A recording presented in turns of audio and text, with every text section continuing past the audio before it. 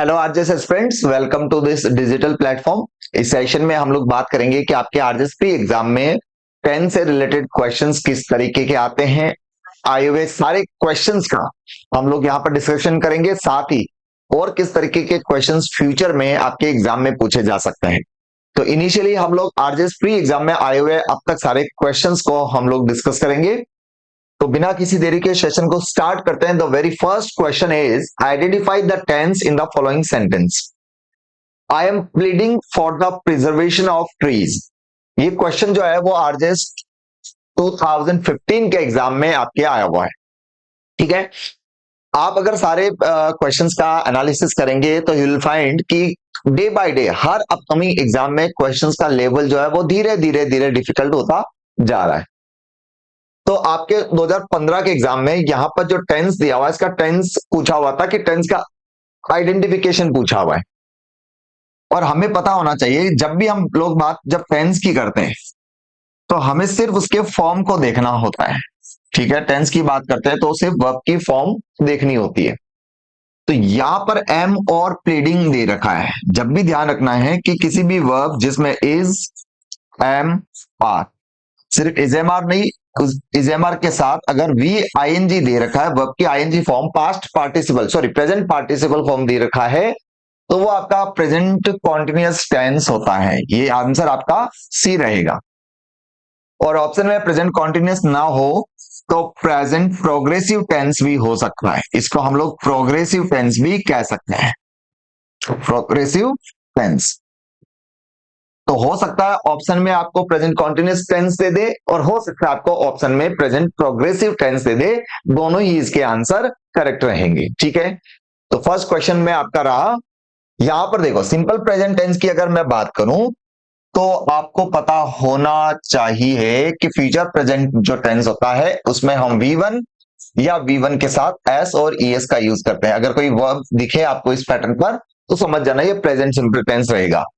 Past simple में V2 आएगा, सबको पता है। प्रेजेंट कॉन्टिन्यूअस हमने देख लिया। पास्ट कॉन्टिन्यूअस टेंस जो भी होगा उसमें वॉज वर प्लस आईएनजी, ये वाला स्ट्रक्चर जो है वो रहेगा। तो यहां पर आंसर आपका सी हो गया है। नेक्स्ट क्वेश्चन है fill in the blank with the correct form of the verb. ये भी 2015 का ही क्वेश्चन है। My sister saw a snake while she dash in the garden. My sister saw a snake while she dash in the garden.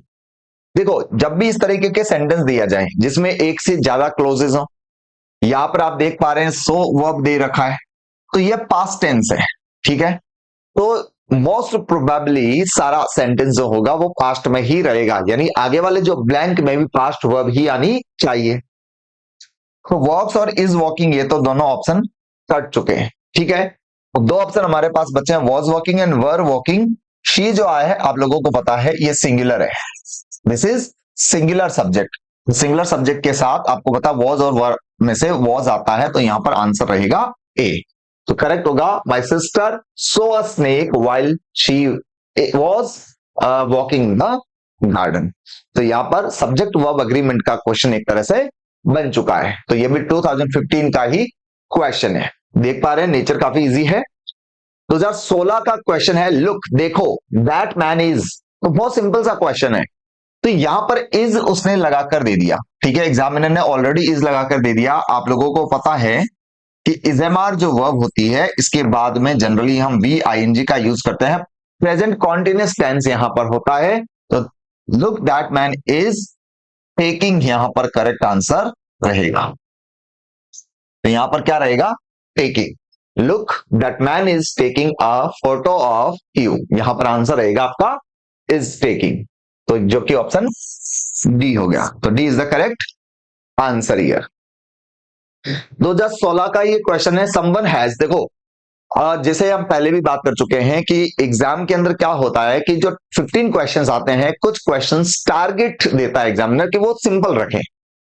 तो ऐसी sequence के अंदर आप देख पाएंगे कि जैसे यहां पर हैज दे रखा है, हमें पता है हैज के बाद में V3 आता है, तो बहुत ही सिंपल है, ज्यादा डिटेल में जाने की जरूरत नहीं। पिछला क्वेश्चन भी ऑलमोस्ट इसी पैटर्न का था। तो हैज जो है, देखो स्टील वर्ब जो है, स्टील का मीनिंग किसी की चोरी करना। स्टील की सेकेंड फॉर्म होता है स्टोल और इसका थर्ड फॉर्म होता है स्टोलन। स्टील, स्टोल और स्टोलन।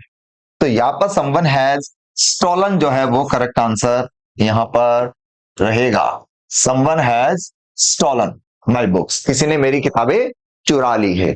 तो यहां पर बी ऑप्शन जो है वो करेक्ट हो जाएगा।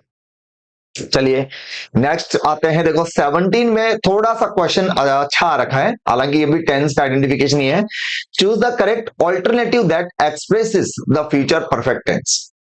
यहां पर सिंपल सा है कि यहां पर फ्यूचर परफेक्ट टेंस को आइडेंटिफाई करना है। तो हमें पता होना चाहिए कि फ्यूचर परफेक्ट में फॉर्म कौन सी आती है। फ्यूचर परफेक्ट जो होता है उसमें विल या शैल के साथ हैव प्लस V3 आता है। फ्यूचर परफेक्ट में will shell plus V3, have plus V3 यानी फ्यूचर परफेक्ट टेंस। तो यहां पर विल बी कंप्लीटिंग दिया हुआ है, ये आपका टेंस कौन सा हुआ, future continuous. Will be completing future continuous हुआ, विल कंप्लीट फ्यूचर सिंपल हुआ, इज कंप्लीटिंग हर असाइनमेंट ये हुआ आपका प्रेजेंट का continuous, and will have completed ये देखो आपका विल हैव प्लस V3 ये आपका आंसर होगा। She will have completed her assignment by midnight, ये आपका करेक्ट आंसर हो जाएगा। ठीक है, तो D is the correct answer here in this question. चलिए नेक्स्ट है he has just dash out of the room in a rage. बहुत ही सिंपल सा क्वेश्चन है। देखो अगर हैज नहीं होता तब भी हम बता सकते थे। जो जस्ट वर्ड है ये आपका प्रेजेंट परफेक्ट टेंस का एक कीवर्ड है। प्रेजेंट परफेक्ट टेंस का एक कीवर्ड है, और प्रेजेंट परफेक्ट में आप सभी लोग जानते हैं हम लोग यूज करते हैं हैज प्लस V3। ये सिंपल सा फंडा है। जो फ्लिंग वर्ब है, ठीक है, फ्लिंग, फ्लंग और फ्लंग ये तीन फॉर्म होती है।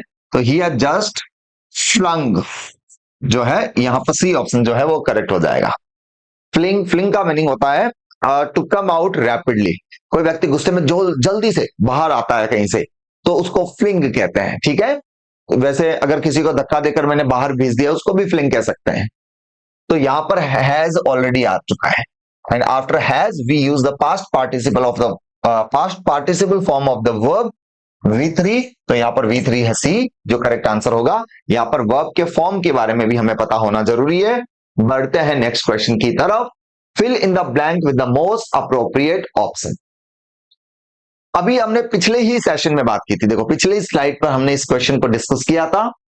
आरजेस 2018 का यह क्वेश्चन है। ठीक है, देखो जस्ट जो है आप सभी लोगों को पता है, अभी हमने बात की थी कि जस्ट प्रेजेंट परफेक्ट टेंस का एक कीवर्ड है। Just is the keyword of present perfect tense. अब जस्ट के अलावा देखो, जस्ट के अलावा और कौन कौन से कीवर्ड आ सकते हैं। रिसेंटली आ सकता है, लेटली आ सकता है, सो फार आ सकता है, टिल डेट आ सकता है, अप टू नाउ आ सकता है। ठीक है, इसके अलावा यट आ सकता है। ये सारे कीवर्ड्स जो हैं ये इंडिकेट करते हैं कि आपका सेंटेंस जो है वो प्रेजेंट परफेक्ट टेंस में रहेगा। तो यहां पर देखो परफेक्ट टेंस कहां है, हैव और हर्ड। देखो टू ईयर नहीं हो सकता, हैव हर्ड, ये आपका करेक्ट आंसर हो जाएगा। We have just heard the most extraordinary verdict today. आज हमने सबसे एक्स्ट्रा ऑर्डिनरी वर्डिक्ट जो है उसको सुना। तो the correct answer would be your option B. Fill in the blank with the most appropriate option. 2018 का क्वेश्चन बहुत ही सिंपल सा है। The new witness dash yesterday. Yesterday word आप लोगों को पता है पास्ट का स्पेसिफिक कीवर्ड है। ये पास्ट स्पेसिफिक टाइम है, पास्ट स्पेसिफिक टाइम है। एंड द जज that's the investigations early this morning. Although ये क्वेश्चन जो है वो हाईकोर्ट ने इसको बोनस दिया था। ठीक है, थोड़ा सा इस क्वेश्चन में कोई इश्यू आ गया था उनकी तरफ से, लेकिन अगर हम डिस्कस करने की कोशिश करें तो देखो क्या था इसमें। यस्टरडे दिया हुआ है तो हमें पता है कि यस्टरडे जो दिया हुआ है इसके अंदर पास्ट सिंपल टेंस आएगा। तो हमने यहां पर लगा दिया अराइव्ड और अराइव्ड, स्टार्टेड और स्टार्टिंग, यानी इन दोनों में से, ए और बी में से ही आएगा। ठीक है, तो the new witness arrived yesterday and the judge started the investigation early this morning। इसमें भी started ही आएगा, क्यों डिलीट किया, ये दिस मॉर्निंग की वजह से हो सकता है कंफ्यूजन रही हो, जबकि यहां पर ऑप्शन ए करेक्ट है, कोई इशू वाली बात इसमें है ही नहीं। अराइव और स्टार्टेड ये आंसर हो जाएगा। दोनों ही जगह आपको पास्ट सिंपल टेंस का यूज करना है। दिस मॉर्निंग जो है ये भी आपका पास्ट सिंपल का एक स्पेसिफिक टाइम वर्ड है। चलिए नेक्स्ट क्वेश्चन की तरफ बढ़ते हैं। In the next two questions identify the tense in the given sentence. 2013 का ये क्वेश्चन है। She has worked out all the sums। भाई उसने सारे सम सॉल्व कर लिए, सारे मैथमेटिकल क्वेश्चन जो है फिगर्स है उनको सॉल्व कर लिए। तो हैज प्लस V3 दे रखा है। प्रेजेंट सिंपल में आप लोगों को पता है हम V1 यूज करते हैं, या V1 जो है इसके साथ S या ES आता है। पास्ट सिंपल में हम लोग V2 यूज करते हैं, प्रेजेंट कॉन्टिन्यूअस में हम लोग इज MR के साथ ING का यूज किया जाता है। एंड प्रेजेंट परफेक्ट जो होता है उसके अंदर हम लोग यूज करते हैं हैज या हैव, और हैज हैव के साथ में V3 आता है। ये बहुत ही सिंपल सा स्ट्रक्चर है, आपको पता है। तो यहां पर हैज वर्कड दे रखा है, यह प्रेजेंट परफेक्ट टेंस का एक टाइम आपका फॉर्म है, तो बहुत ही सिंपल सी है। ऐसे टेंस के आइडेंटिफिकेशन बेस्ड क्वेश्चंस भी आपसे एग्जाम में पूछे जाते हैं, और आप लोगों को यह चीज पता होनी जरूरी है। ठीक है, आ जाओ नेक्स्ट क्वेश्चन 2013 का ये। I am reading a book, बहुत ही प्यारा सा क्वेश्चन है। इज एम आर ING दिया हुआ है जो कि आपका प्रेजेंट कॉन्टिन्यूअस टेंस है, ये आंसर सी रहेगा। अभी तक के जो क्वेश्चंस आप लोगों ने देखे तो देखा कि इसके इन टेंस के क्वेश्चंस को सॉल्व करने के पीछे कोई रॉकेट साइंस नहीं, बहुत ही सिंपल क्वेश्चंस आते हैं। एक से दो क्वेश्चंस आपके आते हैं तो 13 क्वेश्चंस जो आते हैं, देखो हर आपने देखा हर ईयर में 2 क्वेश्चन टेंस के आए हुए हैं, तो दोनों क्वेश्चन जो है वो आपके आराम से सही हो सकते हैं। अगर 15 में से अगर 2 क्वेश्चंस को हम अगर देखें तो ये वो क्वेश्चंस है जो डेफिनेटली हमारे सही हो सकते हैं, बस थोड़ी सी प्रैक्टिस करने की आवश्यकता होती है। चलो इसके अलावा हम थोड़े से नए क्वेश्चंस और देख लेते हैं जो किस तरीके के क्वेश्चंस आपके अपकमिंग एग्जाम्स में बन सकते हैं। She dash college let that day, वो उस दिन कॉलेज जो है वो लेट आई। देखो दैट डे एक्सप्रेशन से ही आपको पता चल रहा है ये पास्ट का टाइम है, ये पास्ट टाइम है। ठीक है, और पास्ट का टाइम जो होता है उसमें आपको पता है पास्ट सिंपल टेंस का यूज करते हैं। तो यहां पर देखो ये दोनों तो ऑप्शन हो ही नहीं सकते हैं। रीच वर्ब ऐसी है, या तो एक्शन जो है वो रीच शॉर्ट टर्म एक्सप्रेशन है, या तो एक्शन हो गया मतलब इसको ये कंटिन्यू नहीं रह सकता। ठीक है, हम इसको यहां पर कहेंगे रीच्ड। ऑप्शन जो है वो हो सकता है ऑप्शन बी आ जाएगा यहां पर, क्योंकि उस दिन उसके जल्दी पहुंच कॉलेज लेट पहुंचने का यहां पर किया गया। वॉज रीचिंग कब आता है, जब फ्यूचर की हम बात कर रहे हैं। ठीक है, रीचिंग का यूज जो होता है, देखो एक बात ध्यान रखना, रीचिंग का जो यूज होता है यानी प्रेजेंट कॉन्टिन्यूअस में रीच वर्ब का जो यूज होता है हम फ्यूचर के टाइम को एक्सप्रेस करने के लिए फिर भी कर सकते हैं, बाकी पास्ट टेंस या दूसरे टेंस को एक्सप्रेस करने के लिए इसको कॉन्टिन्यूअस में नहीं रख सकते। या तो शॉर्ट टर्म में एक्शन रीच होने का हो गया या नहीं होगा। ठीक है, तो यहां पर हो जाएगा ऑप्शन डी। नेक्स्ट दिया हुआ he generally dash very well but today he dash very badly. अक्सर तो वो बहुत बढ़िया खेलता है लेकिन आज वो बुरा खेल रहा है। तो अगर आप देखेंगे कि इसके अंदर एक तो परमानेंट एक्शन है, एक तो इसके अंदर परमानेंट एक्शन है, और जब भी हम परमानेंट एक्शन को इंडिकेट करते हैं तो हम लोग प्रेजेंट कॉन्टिन्यूअस टेंस का यूज करते हैं, is am are plus ING, ये टेंस आता है। सॉरी, परमानेंट एक्शन के अंदर प्रेजेंट सिंपल टेंस आता है, V1 या V1 के साथ S या ES। वही अगर हम टेम्पररी एक्शन की बात करें तो टेम्पररी एक्शन को इंडिकेट हम लोग करते हैं is am are plus ING, यानी प्रेजेंट कॉन्टिन्यूअस टेंस का यूज किया जाता है। जनरली से पता चला अक्सर कि अक्सर वो बढ़िया खेलता है, ही जनरली प्लेज, यहां पर क्या आ जाएगा प्लेज। क्योंकि सब्जेक्ट सिंगुलर है, प्रेजेंट सिंपल में सिंगुलर वर्ब के साथ एस और ईएस आता है। He generally plays very well but today, लेकिन आज he is playing very badly. He is playing very badly, ये इसका करेक्ट आंसर होगा। He generally plays very well but today he is playing very badly. कौन सा option हो गया? B option जो है वो यहां पर करेक्ट हो गया। यहाँ पर ये वाला एक्शन जो है ये परमानेंट एक्शन है, लेकिन उसका बैडली खेलना, बुरा खेलना, ये उसका टेम्पररी एक्शन है। But today he is playing very badly. ठीक है, नेक्स्ट क्वेश्चन की तरफ मूव करते हैं। It is time we dash with determination. हम पहले भी डिस्कस कर चुके हैं ये एक्सप्रेशन जो है, इट इज टाइम या it is high time, it is about time. तो इसके बाद वाली जो क्लोज होती है वो क्लोज पास्ट सिंपल टेंस में रहती है, यानी V2 का यूज करते हैं। It is time we acted with determination, this would be the correct answer here. It is time we acted with determination. तो ऑप्शन सी जो है वो यहां पर करेक्ट हो जाएगा। इसके अलावा हम बात करते हैं 2 years have passed since he dash. देखो एक ही क्वेश्चन के अंदर दो कॉन्सेप्ट यहां पर आप लोग सीख सकते हैं। जब आप सेंटेंस को सिंस से कनेक्ट करते हैं और हम लोग पढ़ते हैं कि सिंस के बाद में टाइम एक्सप्रेशन आती है, तो सिंस के बाद आने वाला टाइम पास्ट का टाइम होता है। जैसे हम लोग बोलते हैं ना कि सिंस 2015 में जयपुर में 2015 से रह रहा हूं, तो 2015 जो है वो पास्ट का टाइम है। तो पास्ट के टाइम की जगह अगर मैं वर्ब का यूज कर दूं तो वो वर्ब V2 में रहेगा और इसके पहले परफेक्ट टेंस आएगा, ये तो आप लोगों को पता ही है। तो यहाँ पर 2 years हैव पास्ट, ये परफेक्ट टेंस हो गया और इसके बाद V2 आ जाएगा जो कि वर्ब की सेकंड फॉर्म हो गई केम। वर्ब का सेकंड फॉर्म V2 केम यहां पर करेक्ट आंसर हो जाएगा। तो ऑप्शन सी हो जाएगा, जिसको थोड़ा सा रिकरेक्ट कर दिया मैंने, मिसप्रिंट था, केम यहां पर होगा। नेक्स्ट क्वेश्चन की तरफ बढ़ते हैं। वेजिटेरियन इज अ पर्सन, शाकाहारी इंसान किसको कहते हैं? Who never dash meet.